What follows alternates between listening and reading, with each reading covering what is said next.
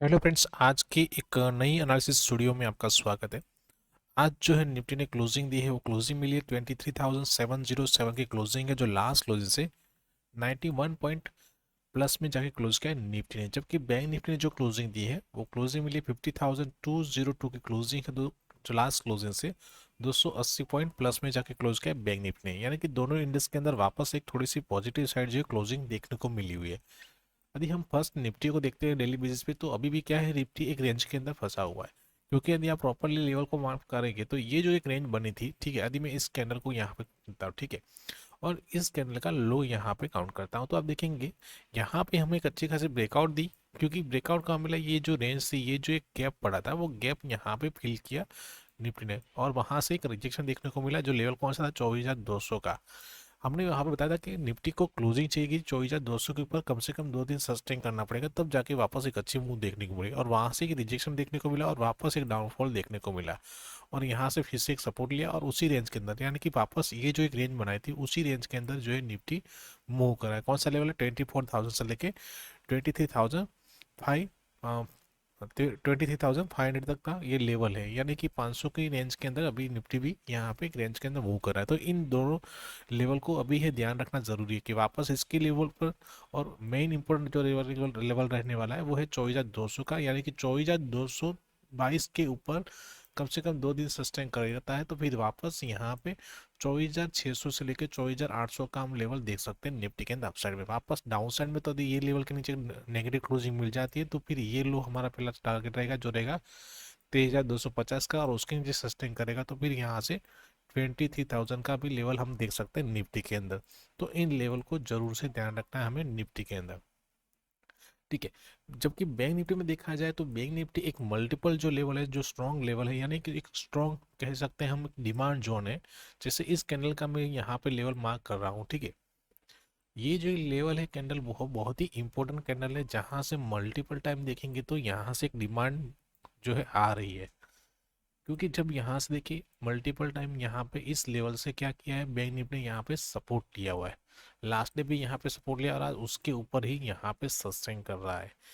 तो ये एक लेवल बहुत ही इंपॉर्टेंट रहने वाला है। डाउन साइड में हमारे लिए लेवल का जो निकल के आता है, वो अराउंड ये लेवल निकल के आता है, जो है 49,600 के आसपास का लेवल है। यानी कि नेगेटिव साइड के लिए, बैंक निफ्टी के लिए ये लेवल बहुत ही इंपॉर्टेंट है। यदि इस लेवल के नीचे क्लोज कर जाता, फिर यहाँ से एक डाउनफॉल देखने को मिल सकता है, जहाँ पे हमारा टारगेट जो निकल के आता है वो रहेगा यहाँ पे 48,400 से लेके 48,000 तक का हम टारगेट यहाँ पे देख सकते हैं बैंक निफ्टी में डाउन साइड में। अप साइड में तो वापस जो है बैंक निफ्टी को जो लेवल रहेगा, वो हमारा यहाँ पे एक लेवल रहेगा, वो है 50,800 से लेके 51,000 का लेवल रहेगा। जब इसके ऊपर क्लोज करेगा तो वापस ये लेवल, यानी कि जो रेंज बनाया था, उसी रेंज के अंदर फिर से यहाँ पे ट्रेड कर सकता है। जो अपसाइड में लेवल निकल के आएगा 51,600 से लेके 52,000 तक का हम टारगेट देख सकते हैं बैंक निफ्टी। तब तक हो सकता है कि बैंक निफ्टी इसी रेंज के अंदर वापस यहाँ पे एक रेंज बनाए और फिर ब्रेकआउट दे या ब्रेक डाउन दे। तो इन लेवल को जरूर से ध्यान रखना है हमें बैंक निफ्टी के अंदर, ठीक है। अभी हम चलते हैं फर्स्ट निफ्टी के 15 मिनट के चार्ट पे, और वहां देखते हैं कि कल के लिए हमारे लिए कौन से लेवल्स इंपॉर्टेंट है इंट्राडे सेशन के लिए। यदि आज का देखा जाए तो आज यहाँ पे एक प्रॉपरली एक रेंज के अंदर ही मूव किया, कोई ऐसी बड़ी सी डाउनफॉल या अपसाइड मूव देखने को नहीं मिली हुई है। तो हमारे लिए जो कल के लिए जो इंपॉर्टेंट जो लेवल निकल के आता है, वो अराउंड में अपसाइड में ये लेवल बहुत ही इंपॉर्टेंट रहेगा, और डाउन साइड में देखा जाए तो ये लेवल बहुत ही इंपॉर्टेंट रहने वाला है, ठीक है। अराउंड फर्स्ट कैंडल का लो आज का इंपॉर्टेंट रहने वाला है। क्योंकि आप प्रीवियस भी डेटा देखेंगे तो उसी रेंज के अंदर मल्टीपल टाइम यहाँ पे क्या किया, लेवल जब भी ब्रेकआउट हुआ वापस उसी रेंज में आया, ब्रेकआउट होने का वापस उसी रेंज के अंदर क्लोजिंग दी हुई है। और यहाँ पे भी देखिए मल्टीपल टाइम क्या किया था, रजिस्टेंस लिया, ब्रेकआउट हुआ, रेंज बनाया, फिर एक अच्छी मूव देखने को मिली थी, और वापस डाउन साइड में जब यहाँ ब्रेकडाउन दिया तो वापस रेंज बनाया और फिर एक ब्रेकडाउन दिया। तो यानी कि ये रेंज एक बहुत ही इंपॉर्टेंट रहने वाली है कल के सेशन के लिए। तो कल यदि निफ्टी जो है इसी रेंज के अंदर ओपन होती है, और एक रेंज बनने के बाद यदि इस लेवल के वो 15 से 30 मिनट सस्टेन कर जाती है, तो यहाँ से एक अच्छी मूव देखने को मिल सकती है, जहाँ पे हमारा टारगेट जो निकल के आएगा वो रहेगा 30,880 का पहला टारगेट रहेगा, और दूसरा टारगेट रहेगा 24,000 से लेके 24,050 तक का हम टारगेट देख सकते हैं अपसाइड में निफ्टी के अंदर। लेकिन यदि डाउन साइड में यदि इस लेवल के नीचे सस्टेन कर जाता है, तो फिर यहाँ से एक डाउनफॉल देखने को मिल सकता है, जहाँ पे नियर बाय टारगेट हमारा रहेगा 23,560 से लेके 23,500 का हमारा पहला टारगेट रहेगा, और 500 के नीचे यदि प्रॉपरली सस्टेन करेगा तो फिर और एक डाउनफॉल देखने को मिल सकता है, जहां पे हमारा टारगेट 30,350 तक का हम टारगेट जो है यहाँ पे देख सकते हैं निफ्टी के अंदर। तो इन लेवल को जरूर से ध्यान रखना है कल के सेशन के लिए। ठीक है, अभी हम चलते हैं बैंक निफ्टी के चार्ट पे।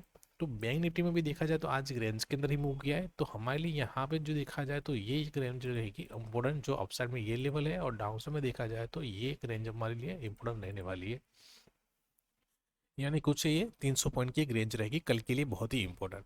तो कल यदि बैंक निफ्टी इसी रेंज के अंदर ओपन होती है, एक रेंज बनने के बाद यदि इस लेवल के ऊपर कम से कम 15 से 30 मिनट सस्टेन कर जाती है, तो फिर यहाँ से एक अच्छी मूव देखने को मिल सकती है, जहाँ पे पहला टारगेट 50,600 का, दूसरा टारगेट 50,800 का, और तीसरा टारगेट रहेगा 51,000 का हम टारगेट देख सकते हैं। क्योंकि यहाँ देखिए मल्टीपल टाइम रिजेक्शन देखने को मिला हुआ है, यदि इसकी प्रॉपर सस्टेन कर जाएगी तो यहाँ से एक अच्छी मूव देखने को मिल सकती है बैंक निफ्टी में अपसाइड के लिए।